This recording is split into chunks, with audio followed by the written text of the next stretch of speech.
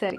Social இன்டெலிஜென்ஸை எப்படி நம்ம develop பண்ணலாம் அப்படின்னு ஓவராலாக பார்த்தோம். இப்போது டே டு டே லைஃப்பில் இந்த சோஷியல் இன்டெலிஜென்ஸை அப்ளை பண்ணக்கூடிய ஒரு சில டிப்ஸை நான் ஷேர் பண்ணுறேன். ஃபர்ஸ்ட் ஒன் வந்து உங்களுக்கும் இன்னொருத்தங்களுக்கும் ஒரு டிஃப்ரென்ஸ் ஆஃப் ஒப்பீனியன் இருக்குதுன்னு வச்சுப்போமே. அந்த நேரத்தில் பிரச்சனையை தனியாக பார்க்கணும். அந்த அந்த பர்சனோட சேர்த்து அந்த பிரச்சனையை வந்து பார்த்தோம் அப்படின்னா அந்த பர்சன்னால தான் இந்த ப்ராப்ளம் வந்துச்சு. ரொம்ப பர்சனலைஸ்டாக போயிடும். அதுக்கு பதிலாக பிரச்சனையை தனியாக பிரித்து பார்த்து நம்ம ஹேண்டில் பண்ண ஆரம்பித்தோம் அப்படின்னா அந்த ப்ராப்ளம்ஸை நம்ம ஈஸியாகவே நம்ம சால்வ் பண்ணுவோம். அந்த பர்சனோட நம்ம லிங்க் பண்ண மாட்டோம். ஓகே, இவங்க வந்து இப்படிலாம் நினச்சாங்க, இவங்க இதெல்லாம் நினச்சனால தான் இப்போ இந்த ப்ராப்ளம் வந்திருக்கு, இவங்க மைண்டில் இதெல்லாம் இருந்திருக்கு. இந்த மாதிரி நம்ம வந்து ப்ராப்ளமை தாண்டி வேறு வேறு லிங்க்ஸ்க்கெலாம் போக மாட்டோம். ப்ராப்ளமை மட்டும் தனியாக ஹேண்டில் பண்ண நம்ம கற்றுக்க ஆரம்பிப்போம். ரெண்டாவது, எல்லாரும் ஏதோ ஒரு விஷயம் நம்மளுக்கு சொல்லி கொடுக்கறதுக்காக அனுப்பப்பட்டிருக்காங்க அப்படின்னு ஒரு மைண்ட் செட் நம்ம இருந்தாலே அந்த லிசனிங்னு சொன்னேன்ல, எல்லாத்தையுமே கவனிக்கக்கூடிய எபிலிட்டி நமக்கு வந்து மெதுவாக டெவலப் ஆக ஆரம்பிக்கும். மூணாவது, யாராக இருந்தாலும் அவங்கள ஒரு இம்பார்ட்டண்ட் பர்சனாக நம்ம ஃபீல் பண்ண வச்சுட்டோம் அப்படின்னாலே அந்த ரிலேஷன்ஷிப் இன்னுமே ஒரு நெக்ஸ்ட் லெவல் போகும். நம்ம ஒருத்தவங்க கூட பேசுகிறோம் அப்படின்னா நம்ம ரியாக்ட் பண்ணுற விதமோ ஒரு நம்ம ரெஸ்பாண்ட் பண்ணுற விதம் வந்து அவங்க ரொம்ப முக்கியமானவங்க அப்படின்னு நம்ம நினைக்கிறோம் அப்படின்ற ஒரு ஃபீலிங் அவங்களுக்கு போயிடுச்சுனாலே அந்த கான்வர்சேஷன், அந்த இன்டராக்ஷன் பியூட்டிஃபுல்லாக இருக்கும்.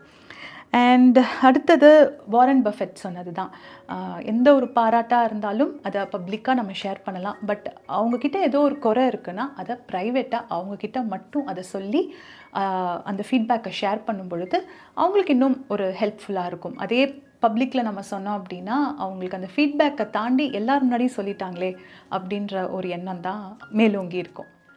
அப்படியே நீங்கள் ஒரு ஃபீட்பேக் கொடுக்குறீங்கனாலும் எடுத்த உடனே இந்த இடத்துல தான் இந்த மிஸ்டேக்ஸ் நடந்திருக்கு ஆர் இங்கெங்கெல்லாம் நீங்கள் வந்து திருத்திக்கணும் அப்படின்னு ஃபீட்பேக் ஸ்டார்ட் பண்ணாமல், ஃபீட்பேக் கொடுக்கறதுக்கு முன்னாடி நீங்கள் அவங்கள கேர் பண்ணுறீங்க அப்படின்ற ஒரு விஷயத்தை ஃபஸ்ட்டு அவங்கக்கிட்ட சொல்லணும். அவங்க அதை புரிஞ்சிக்கணும். ஓகே, நம்ம மேலே இருக்கிற ஒரு அக்கறைனால தான் இவங்க இந்த ஃபீட்பேக்கை சொல்ல வராங்க அப்படின்ற ஒரு இம்ப்ரெஷன் நம்ம க்ரியேட் பண்ணிட்டோம் அப்படின்னா அதுக்கப்புறம் நம்ம சொல்கிற ஃபீட்பேக்கை யாருனாலும் அதை பாசிட்டிவான ஒரு லைட்டில் எடுத்துப்பாங்க.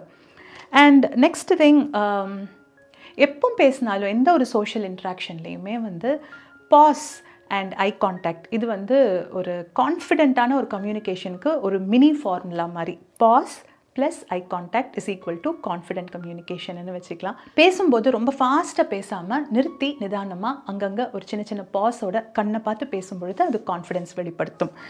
அண்ட் யாரோட பேசினாலும் சரி, முக்கியமாக ஒரு சோஷியல் கேதரிங்கில் கம்ப்ளைண்ட் பண்ணுறது வந்து கொஞ்சம் லிமிட்டடாக வச்சுக்கோங்க. உங்களோட க்ளோஸ் ஃப்ரெண்ட்ஸ், உங்களோட க்ளோஸ் சர்க்கிள், ஃபேமிலி ஆர் அந்த மாதிரி ஒரு சர்க்கிளில் நம்ம வந்து நம்மக்கிட்ட இருக்கிற ப்ராப்ளம்ஸை ஷேர் பண்ணலாம். ஏதாவது கம்ப்ளைண்ட்ஸ் இருந்தால் நம்ம வந்து சொல்லலாம்.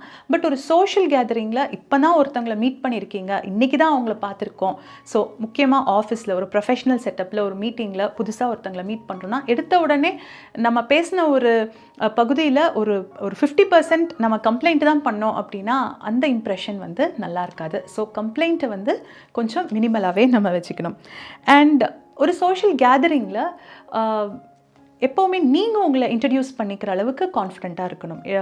அவங்க கை கொடுத்து அவங்க யாருன்னு சொல்கிறதுக்கு முன்னாடி ஒருத்தவங்களை மீட் பண்ணுறோம் அப்படின்னா, ஹாய், ஐம் ஸ்வேதா அப்படின்னு நம்ம ஃபஸ்ட்டு அந்த இன்ட்ராக்ஷனை இனிஷியேட் பண்ணோம் அப்படின்னா அது நம்மக்கிட்ட இருக்கிற கான்ஃபிடென்ஸ், அந்த சோஷியல் இன்டெலிஜென்ஸை காட்டும்.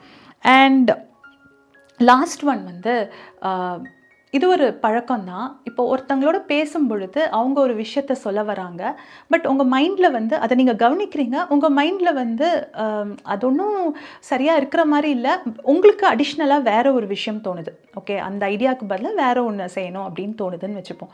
அப்போ அந்த நேரம் எடுத்த உடனே அவங்க பேசி முடித்த உடனே அப்படிலாம் இல்லை, அதெல்லாம் ஒர்க் அவுட் ஆகாது அப்படின்னு சொல்லி உங்கள் ஐடியா ப்ரெசென்ட் பண்ணுறதுக்கு பதிலாக ஒருத்தங்க பேசி முடித்த உடனே ஃபர்ஸ்ட் வந்து கரெக்ட், நீங்கள் சொல்கிறது வந்து இந்த மாதிரி ஒரு விஷயம் சொல்லியிருக்கீங்க, கரெக்ட், அதில் கூட ஒரு அர்த்தம் இருக்குது, பட் அதை தாண்டி எனக்கும் மேலும் இதில் இந்த சப்ஜெக்டில் வந்து ஒரு சில ஐடியாஸ் தோணுது அப்படின்னு சொல்லி நம்ம ஆரம்பித்தோம் அப்படின்னா அவங்களும் அதை வந்து முழுமையாக கவனிக்க ஆரம்பிப்பாங்க. எடுத்த உடனே அப்படிலாம் இல்லை ஆர் நீங்கள் சொல்கிறது ஒர்க் அவுட்டே ஆகாது, இல்லை இல்லை அப்படின்னு நெகட்டிவான வேர்ட்ஸை நம்ம யூஸ் பண்ணிட்டோம் அப்படின்னா கேட்குறவங்க அதை கொஞ்சம் பர்சனலாக எடுத்துக்க கூட சான்ஸ் இருக்குது. ஸோ சோஷியல் இன்டெலிஜென்ஸை டெவலப் பண்ணுறதுக்கு இதெல்லாம் ஒரு சில ப்ராக்டிக்கல் டிப்ஸ் மாதிரி நான் பார்க்குறேன். ஸோ இதை பற்றி நான் ரீட் பண்ணும்போது எனக்குமே ரொம்ப ஹெல்ப்ஃபுல்லாக இருந்துச்சு. அதான் உங்கள் எல்லாரோடையும் ஷேர் பண்ணணும்னு நினச்சேன். டெஃபினட்டாக இந்த டாபிக் உங்கள் எல்லாருக்குமே ஹெல்ப்ஃபுல்லாக இருக்கும்னு நினைக்கிறேன். இதான் ஃபர்ஸ்ட் டைம் சேனல் பார்க்குறீங்கன்னா கண்டிப்பாக டீடூர் வித் ஸ்வேதாக்கு சப்ஸ்கிரைப் பண்ணிக்கோங்க அண்ட் பெல் ஐக்கானையும் கிளிக் பண்ணிக்கோங்க. ஸோ தட் ஃபியூச்சர் வீடியோஸோட அப்டேட்ஸ் உங்களுக்கு கிடைக்கும். மறுபடியும் வேறு ஒரு எபிசோடில் உங்களை சந்திக்கிறேன். Until then, take care. Bye.